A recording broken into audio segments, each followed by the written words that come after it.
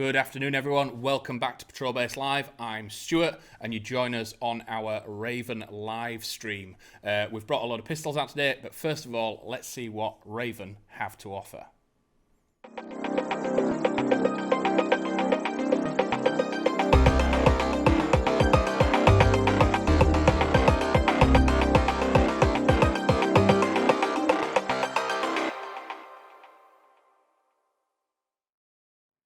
So welcome back. So today we're going to have a look at Raven. You can see all the ones that I've got in front of me. But first of all, we're going to take a look at what Raven have to offer in terms of a 1911.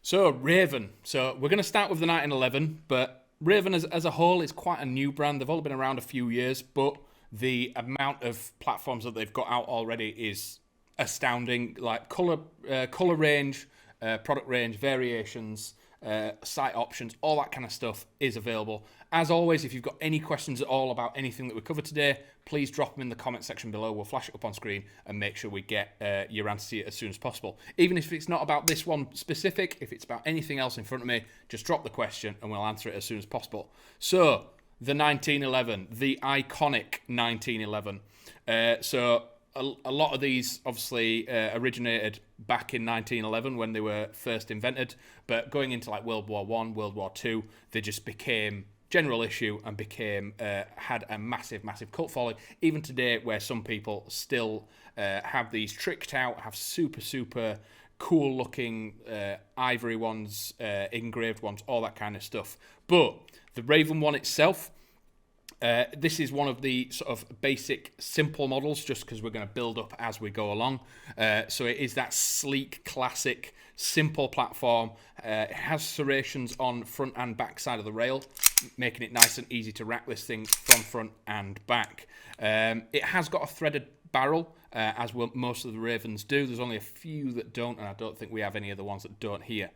So it is a 11mm counterclockwise internal thread. So it is a female thread on this, and you will need an adapter to put a tracer unit on it, suppressor on it, anything like that. Iron sights are just simple basic ones. They're not illuminated, they're not marked or anything like that. This is a super basic, super simple platform ready to go out the box. The grip itself is actually really good. Normally on 1911s you get quite a smooth plastic style finish, but what they've done with this is they've given almost like a honeycomb style, making this thing absolutely stick like glue when you've got gloves on or anything like that. It is very nice in the hand. Once you've got gloves on, this thing it's ready to go. Other couple of features. So this actually has two different safeties on it. So when it is racked and loaded, there is a lever at the back that you can knock up. There's one on both sides, so you can adjust it from both sides. But once that's up, it will not fire and it will not rack either. So it actually locks the slide, preventing you from racking a second BB or racking a second round in there. Once your hand grips this, your hand will press the beaver tail on the back. You can see that just pressing down there. That is your second safety. So when your hand is gripped and it is down, you're able to fire. Questions coming in off YouTube. Silly question, but what is the difference between a silencer and a suppressor? Absolutely nothing. There's a lot of people that say a silencer doesn't exist. They're all suppressors. All it is just terminology. They both, it's just anything that quietens the muzzle crack of a weapon. Sometimes they're foam filled, sometimes they have a tracer system in there, which if you're using glow-in-the-dark BBs, when a BB exits the barrel, it goes through, breaks an IR sensor and causes it to flash, making the BB glow, so when it's in the dark it looks really cool. But silencers and suppressors are technically the same thing. It is just a terminology thing. But good question. So coming on back, you can see that this does have a skeletonized hammer. It's purely a looks aesthetic thing on pistols nowadays, as all these are for is when the slide is coming back, it's what recocks the hammer, and then when you pull the trigger, it rolls forward. Again, it's purely aesthetic. Having a solid hammer, having anything like that, doesn't really change the performance of the weapon. Magazine-wise, This comes with a 15-round magazine. Oh, me. What's quite good with these is it is quite easy to load. 1911s in the past have had a problem of having to squeeze BBs through the feed lips and making it quite difficult to load. What Raven have done is they've opened up the bottom half of the magazine. So when you pull the follower down and hold it like that, you can literally drop BBs in that gap and slide it up again. We do say that this has a maximum capacity of 15, but with 1911s, these magazines are very, very small when it comes to gas reservoirs. So we always recommend sticking to about 10 rounds in your magazine and 1 in the chamber. You're going to have more effective experience with it locking back on the last round, especially in cold weather and everything like that. Another thing with this, inside the box, it does come with an extra nozzle and a extra recoil spring, meaning that this can be changed to CO2, especially in winter months. It has the parts to do it. Please, please, please don't use CO2 mags with this out the box. The spring and the nozzle aren't designed for it. You need to swap the bits out first. But that's everything on the 1911. We're going to move on to the EU17 next.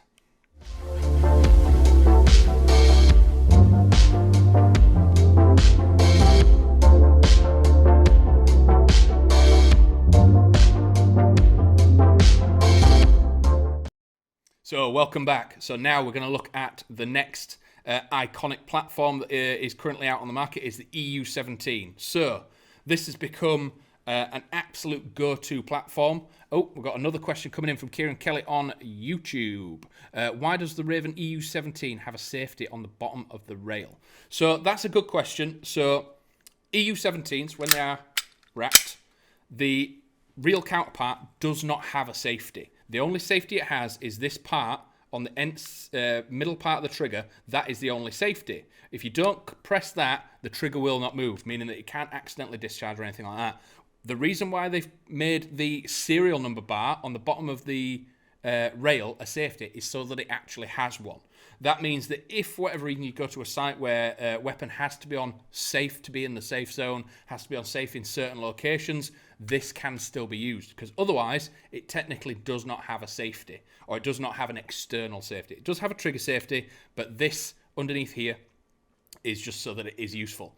It is also a common reason why we've had these back. Sometimes people have either dropped these, they've been applied whilst they're in the box, and for some reason, no matter what people do, the trigger will not work. So if that ever happens to you, the black bar that is underneath your rail, push it forward and it'll click out the way. Sometimes you might need a pen or just something like an Allen key to do it. They can be quite stiff. But 9 times out of 10, that is locked on, and it just means your safety's on. With it not being something that's on the real steel counterpart, just means it is very difficult to find. So, other features on this. Similar to the 1911, the 1911 is about 300 FPS out the box. Oh, we've got more questions coming in. Would you say the WE EU series are better than the Raven? It's 6 and 2 3s really. They're pretty much exactly the same platform. The only thing I would say is if you are looking to trick it out a little bit, I'd probably go for the Raven. There are 3D printed barrels available that make these absolutely incredible at range. I'll come on to the floating barrel system and how that will affect it. But the 3D printed top-down hop adjusting barrel that you can get aftermarket fits this, and it is absolutely amazing. I don't know whether or not it does fit the WE ones, but price and other reasons wise, I'd probably go for the Raven. They just work, and parts and stuff are far more regularly available. So, I was saying about FPS. Oh, more questions coming in, trying to keep up. What does pre-compression mean in Airsoft? I don't know what you mean, pre-compression. I'll find your comment after this, and I'll do a little bit of research and find out what you mean. FPS. So I was coming on to FPS with this and the 1911. So the 1911 is about 300 FPS out the box. This is very, very similar. I think when I tested it just before going live, this was doing 298 FPS. So from a pistol, that is amazing. These also have a threaded barrel, but again, you're going to need an adapter to fit a suppressor or a tracer unit at the front. But unlike the 1911s, these have highlighted sights, so you can see the little white bit of paint there making a U shape, and you have a dot at the front, just meaning it's very, very easy to line these up and get a nice clean shot. Unlike the 1911, there are 1911s available with rails, but but the EU17 comes with the rail on there. If you notice, there's only a single cutout section in here. So if you are looking at some of the pistol torches like the NX400, etc. What is another question from YouTube? What is the difference between the 17 and the 19? It's purely size. So the 19 has a smaller grip and a smaller mag and a smaller front end as well. There's various different types of EU series, all just in different slight configurations, making them work in different environments. So I was saying about the rail, it has a single cutout at the front, so if you do end up getting a Nuprol pistol torch or anything like that, just be aware that if it doesn't fit on, you will have to change the little plate inside. And basically there's some different platforms have that slot in different places, and it just means it fits easier if you swap it out. It does have a slight little rail on there, and that's just so it slides on nice and easy. Unlike the 1911 that has pins and everything to take the slide off to get to your hop, with this, all you have to do is with the mag out, you pull this little tab here, pull that straight down, and your slide will come off, and that's how you get to your hop adjuster inside as well. The hop will be underneath the barrel there, just adjust it, put your slide back on, and you're good to go. What you will also notice with this is it is a internal hammer system, so you don't have a hammer at the back. The original design with this to prevent dirt and everything like that, these are designed to work in absolutely every environment, dust, dirt, rain, absolutely everything can get on these, and it will still run absolutely amazing. It has got a 25 round gas magazine, and as with the 1911, you can slide it all the way down, and you do have a widened space at the bottom to get your BBs in, so you're not having to force them through the feed lips, possibly crack them or anything like that. Very, very easy to load your rounds in, and super easy to gas up from the fill valve at the back. So that's everything on the EU18. As always, if any more questions come up, please throw them down below. We'll pop them up as soon as we can. We will then move on to the EU18.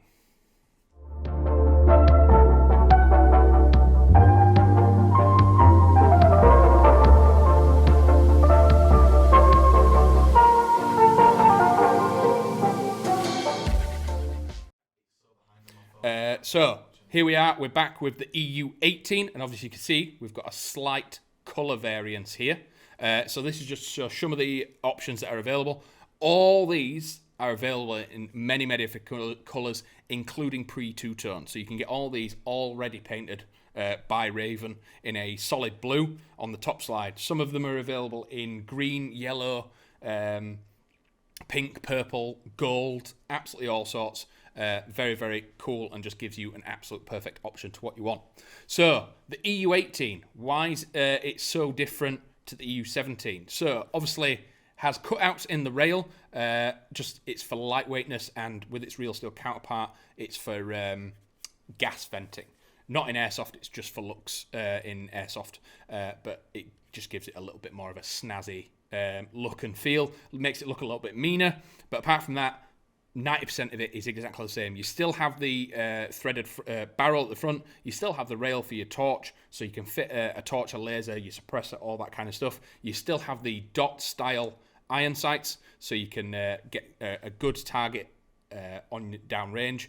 Controls, the mag release in the same place, the slide lock's in the same place, but on this side, we have a new little switch. So in its current form, it is in semi-auto, which means it is exactly the same as the EU17. If it's down like that, that's the fun switch. So that's full auto on a pistol. So these are absolutely incredible for snipers, DMRs, if you've got a minimum engagement distance and you need something that needs to be a little bit of a panic button, this is what you need. If you not want to carry something heavy or big round like an SMG, get you something small. You can even have an extended 50 round mag in these as well that are available. It just means that you have that pistol if you just need to be sat in wait, but if something goes horrifically wrong and you need to drop into full auto, that is an option for you. But I think this looks really, really cool with that sort of silver slide. Adds a bit of difference to it, but apart from that, it is exactly the same as the EU17 with 25 rounds in the mag that comes with it. All the other features and parts are the same, so if you want to swap bits out, it's very, very easy to get parts and stuff for as well. But very short on the EU18, but we're going to move on to the sort of granddaddy of airsoft pistols, and that is the Hi-Capa.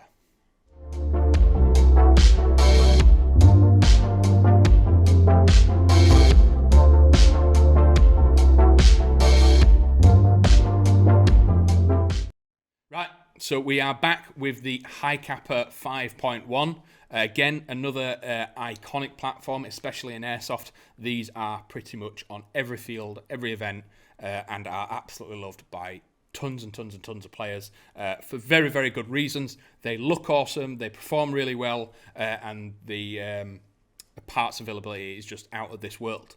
And I mean, look at it. It is a absolutely menacing, even a basic standard one, it does look nice and menacing. The grey slide on this one just adds to a little bit of a meanness to it. But as always, we'll start at the front and just show a couple of different features compared to other things. So, threaded barrel, as all the other ones, it is again a female barrel, so you will need an adapter if you're wanting to put a trace unit.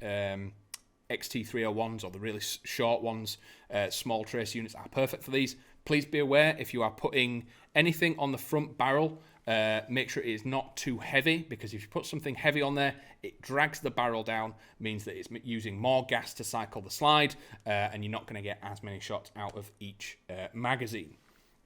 Coming up, you will notice a massive difference between the iron sights at the top. These are what we refer to as fiber sights. So they collect a little bit of light, and obviously with it being a bar, it projects it to the back end and makes it really, really easy to get a really, really good sight picture. So the hammer at the back, again, skeletonized hammer, making it super lightweight. Again, it is kind of just for show, so that when it's racking the slide back, it's just resetting the hammer and making it function very fast, very effectively, and getting your second shot down range is really, really good.